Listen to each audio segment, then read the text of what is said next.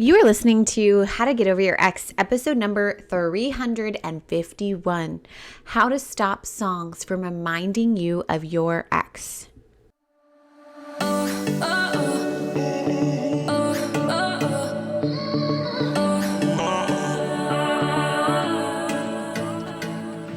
Welcome to How to Get Over Your Ex, a podcast on getting over your ex without it just taking time. I'm your host, Breakup Coach Dorothy. Let's turn your pain into power and your heartbreak into happy.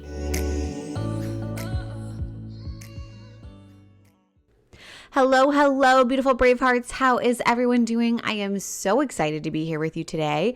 I wanted to chat with you all about sad songs after a breakup and what kind of breakup protocol we can build together today to navigate those trigger points. I have had so many clients talk about this, and specifically I had a client last week who was and kept getting triggered by songs that she really considered as sad, but she did once love those songs. But they would bring up memories of her ex and her ex during the times that, she would reminisce about, and it would really create this longing and would leave her feeling super sad, melancholy, and ruminating and romanticizing that previous relationship that we were working together on getting over. And I know inside of my bones that she is not the only one. Music is such a huge trigger point. I hear about all the time. Concerts, festivals. We love music as human beings, and it can create feelings within us, right? Now, the first thing we did was realize that there are a lot of factors in this situation that we can't control, right? Sometimes we can turn off the song or we can leave the grocery store when the song comes on. But like I teach you all in this whole podcast, we don't want to become a prisoner of our circumstances and be dodging the things that remind us of our ex.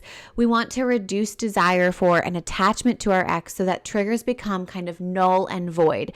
We feel neutral and indifferent to those triggers. Now, there is a middle ground from point A to point B. Point A being constantly triggered by all the songs, and point B being, oh my gosh, I don't feel anything when I feel those songs, or I truly enjoy those songs now.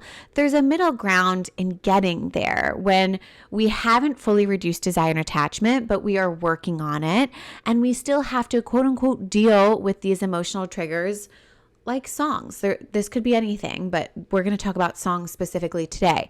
What do we do then when we're actively learning to reduce desire and attachment, but we're not yet there? We're not fully at this indifference place yet. So inside of the Get Over Your Ex program, we create something called breakup protocols for a variety of situations. This is specifically one of them that we could do this for. So these are specific plans that are laid out ahead of time to understand, how do I show up by default? What is the version of me that I don't like being versus what is the ideal way that I want to handle these situations moving forward? The version of me who's over her ex, how does she show up? And then how do we bridge those two in the moment?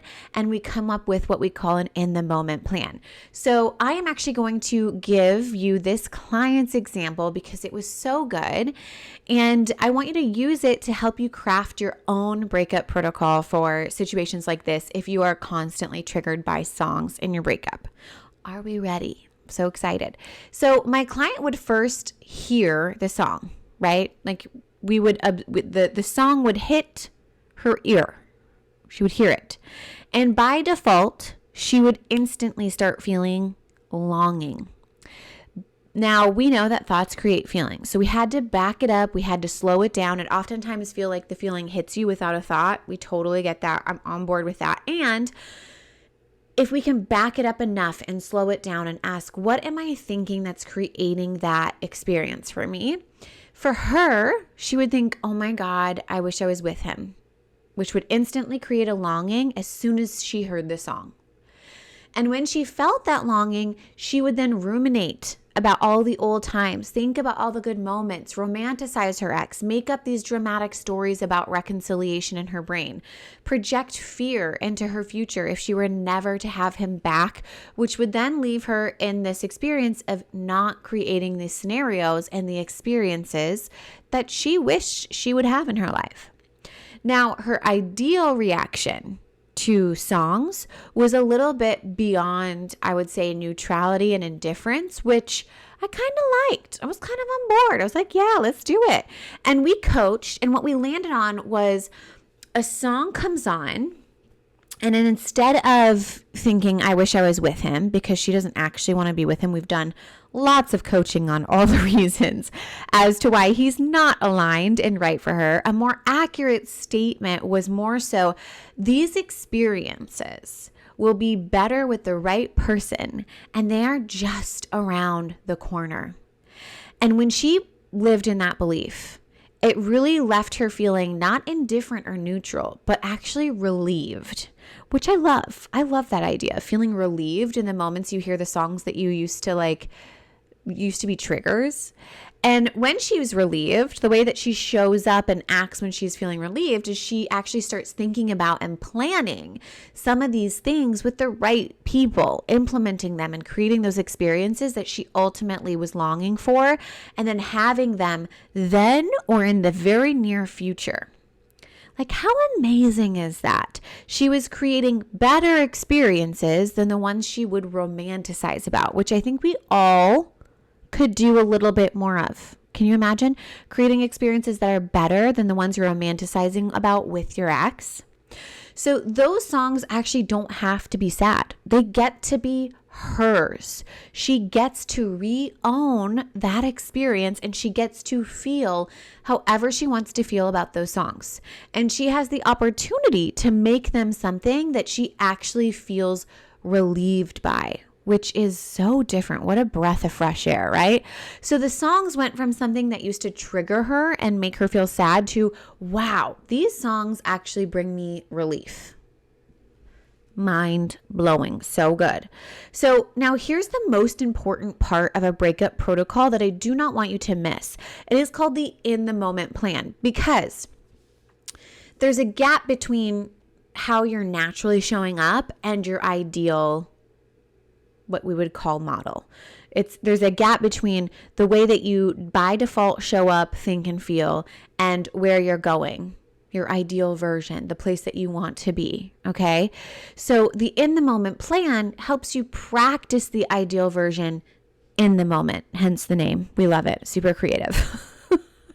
But her in the moment plan had to be something that she could do in the car. This is really important. You have to craft your in the moment plan to be something that you can actually implement in the moment that these scenarios happen. So if you're creating a protocol for seeing an ex in a restaurant, you're probably not going to sit at the restaurant and pull out your notepad with your friends and start doing models. However, I say that I might be someone who does something like that, but I want you to think about how you might be in a given moment. So for her, she would be in the car. And that was where this was happening the most often. So we had to figure out, how do we want to handle this in the moment in the car?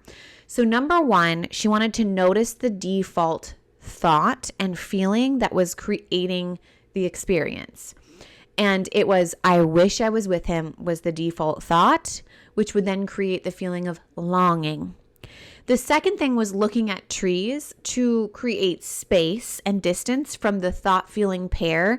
Kind of like a physical action to change the behavior. We call that interrupting yourself. Okay. It's learning how to interrupt what we would maybe call the model.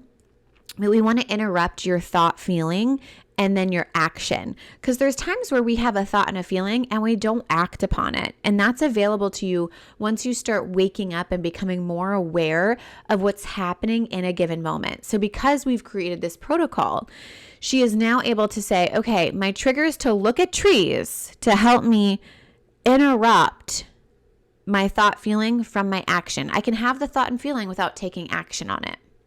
So then the third thing that she would do is remember the intentional idea, which is these experiences are going to be better with the right person, and they are right around the corner, which I love.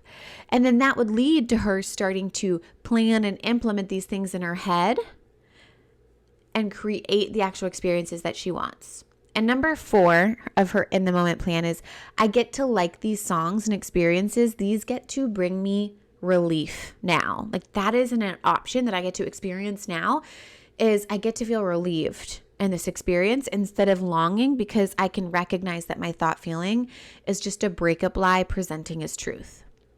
Now, she said this happens a lot, okay? So she'll have so much practice. She gets lots of practice, and she even came up with a plan to practice on purpose, which I think was super fun as well. But each time she'll be able to do an evaluation and get to look at all this information and data that she gets to gather each time she gets to practice, of like, what did I do well? What did I not do well? What do I want to do differently next time? And that will help her get better and better at this through her practice, not necessarily through time, but through her practice, which I love. I love it so much. Okay, Bravehearts, I love you. I am really curious, what do these songs or your kind of music get to create for you? Instead of something that is sad or triggering, what can it be for you? What emotion experience would you like to create? And what would you have to believe about that emotional experience to create that experience? And I would love to see your protocols. I would love to know what you come up with for your protocols just like this. Do not forget that you want to outline how you're by default showing up. What is your ideal way of thinking, feeling, and showing up? And then what is your in the moment plan to bridge the gap from point A to point B? All right. I love you guys. I hope you have an amazing week, and I will talk to you next time. If you have a question about anything I've talked about on today's episode or anything in your life, I want to personally invite you to sign up for a free consultation call where we take everything you've learned here on the podcast and apply it to your life. Remember, getting over your ex doesn't have to just take time. This is the work that will change everything. Sign up at www.lifecoachdorothy.com.